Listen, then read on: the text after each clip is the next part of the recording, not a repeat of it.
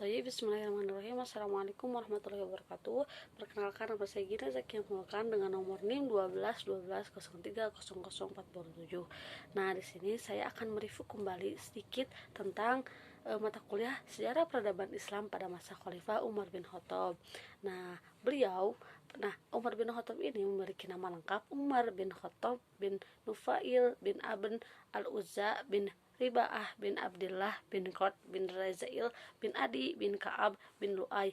Nah, adalah khalifah, dan beliau juga adalah khalifah kedua yang mengganti Abu Bakar As-Siddiq. Nah, Umar bin Khattab lahir di Makkah pada tahun 583 Masehi, 12 tahun lebih muda dari Rasulullah SAW. Umar juga termasuk keluarga dari keturunan Bani suku Adi ataupun suku Adi. Nah, suku yang sangat terpandang dan berkedudukan tinggi di kalangan orang-orang Quraisy sebelum Islam. Umar memiliki postur tubuh yang tegap dan kuat. Wataknya keras, pemberani, dan tidak mengenal gentar. Pandai berkelahi, siapapun musuh yang berhadapan dengannya akan bertekuk lutut.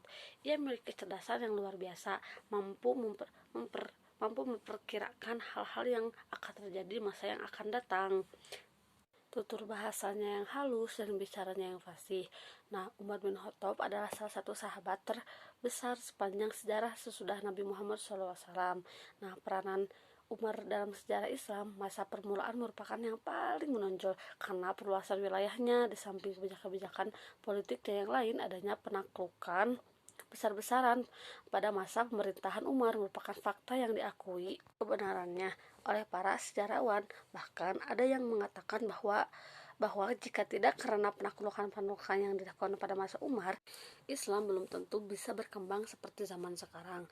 Nah, Khalifah Umar bin Khattab dikenal sebagai pemimpin yang sangat disayangi rakyatnya karena perhatiannya dan tanggung jawabnya yang luar biasa pada rakyatnya.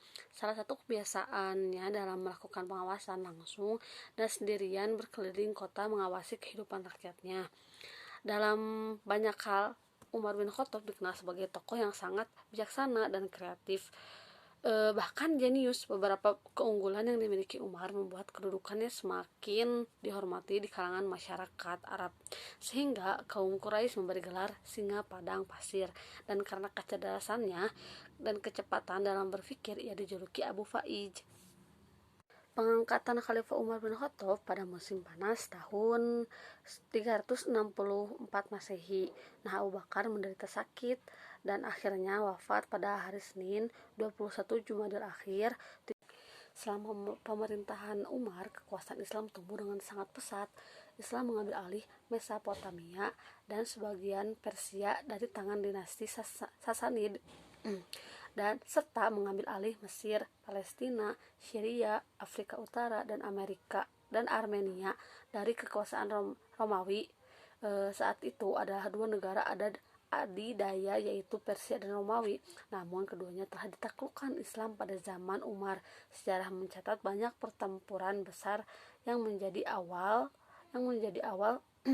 penaklukan ini.